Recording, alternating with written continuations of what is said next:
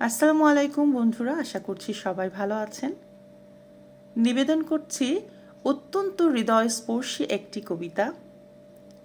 পশ্চিমবঙ্গের কবি সৃজন সেনের শৈশবের বাংলাদেশের কিছু স্মৃতি নিয়ে লেখা কবিতাটি মাতৃভূমির জন্য।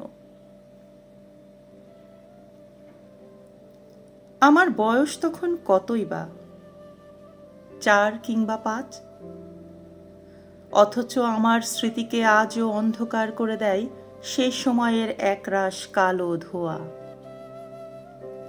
কুণ্ডুলি পাকিয়ে পাকিয়ে যে ধোঁয়া আকাশে মিলিয়ে যাচ্ছিল। আমাদের বাড়ির শেষ প্রান্তে বুড়ো বটগাছটার নিচে দাঁড়িয়ে সবাই ভিড় করে সেই ধোঁয়া দেখছিল। আমিও মায়ের কোলে চড়ে সেই ধোঁয়া দেখছিলাম।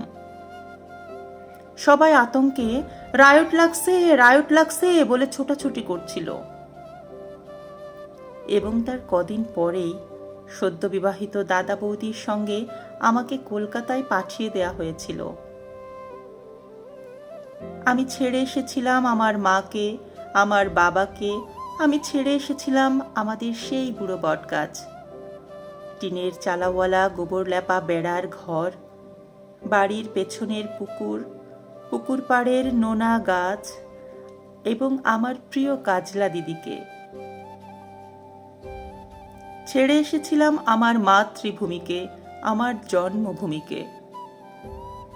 আর সেদিনের পর থেকে একদিনের জন্য আমি আর ওই জন্মভূমিতে ফিরে যেতে পারিনি, একবারের জন্যও না। এখন আমার স্মৃতিতে সব কিছু ঝাপসা। সেই ঘর, সেই গাছ, সেই কাচলা দিদি, সব সব। চাঁদপুর থেকে স্টিমারে করে গোয়ালন্দ, গোয়ালন্দ থেকে ট্রেন, দর্শনায় আমাদের বাক্সপ্যাটরা ওলট পালট, এবং অবশেষে এক সন্ধেবেলা শিয়ালদা স্টেশনে। তারপর ঘোড়ার গাড়ি চেপে প্রেমচাঁদ বড়াল স্ট্রিট, প্রেমচাঁদ বড়াল স্ট্রিটের 3.5 হাত চওড়া এক অন্ধ গলি। সেই অন্ধ গলির 11 B নম্বর বাড়িতে ছোট্ট একটি ঘর। সেই ঘরে দাদা বৌদির সঙ্গে খাঁচায় বন্দি আমি, যার মুখে তখনও নোয়াখাল্লা ভাষার টান, আমি যাকে দেখলেই প্রাইমারি স্কুলের ছেলেরা কানের ওপর উপুর হয়ে চিৎকার করে বলতো, বাঙালো রস খাইলো, ভাড় ভাঙিল, পয়সা দিল না।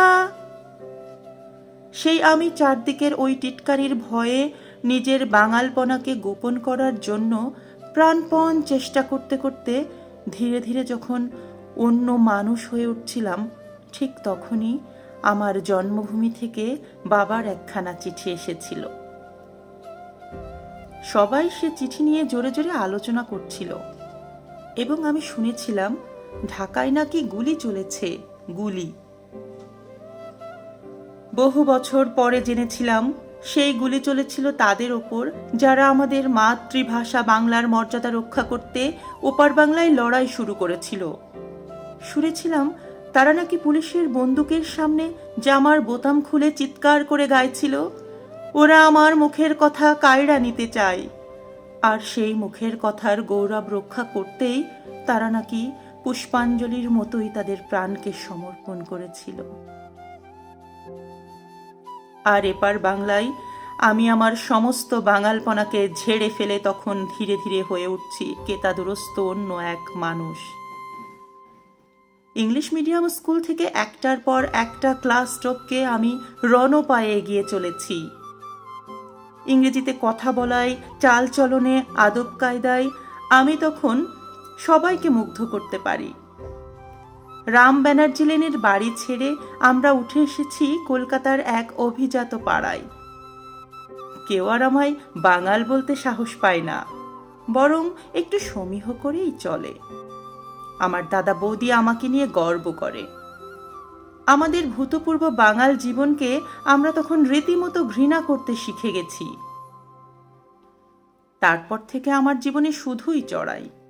আমি এখন এক সাহেবী কোম্পানির নামী অফিসার, যে কোম্পানির অভিভাবক এক নামজাদা বহুজাতিক কোম্পানি। সেই কোম্পানির স্বার্থে আমি এখন দেশে বিদেশে উড়ে বেড়াই। অধিকতর বিদেশি ব্যবসা, অধিকতর বিদেশি চুক্তি, অধিকতর বিদেশি পরামর্শ, কমিশন ইত্যাদি অর্জনের মধ্য দিয়েই আমার আজকের বিকাশ, আমার প্রতিপত্তি। আমার ছেলেমেয়েরা আমাকে ড্যাডি বলে ডাকে, মাকে মাম্মি। আমার মতো ওরাও এখন শুদ্ধ করে বাংলায় কথা বলতে পারে না, শুদ্ধ করে লিখতে পারে না মাতৃভাষায় কয়েকটা লাইন।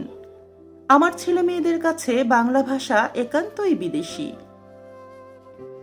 সেবার লন্ডনে এক জাপানি শিল্পপতিকে বিদেশের মাটিতে দাঁড়িয়ে তার মাতৃভাষা জাপানিতে অন্যদের সঙ্গে যখন অনর্গল কথা বলতে দেখেছিলাম, তখন আমার বুকের ভেতরে কেমন যেন একটা কষ্ট হচ্ছিল।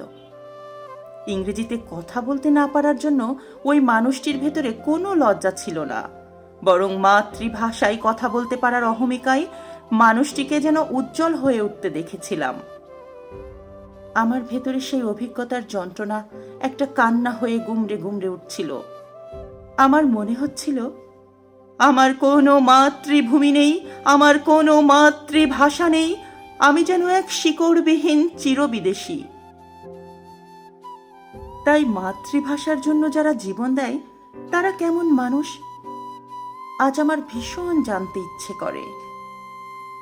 আমার বুকের মধ্যে সেই বাংলাদেশের জন্য, সেই বাংলা ভাষার জন্য, একটুখানি বাঙালি হয়ে ওঠার জন্য একটা ভয়ঙ্কর যন্ত্রণা টনটন করে, একটা ভয়ঙ্কর যন্ত্রণা টনটন করে।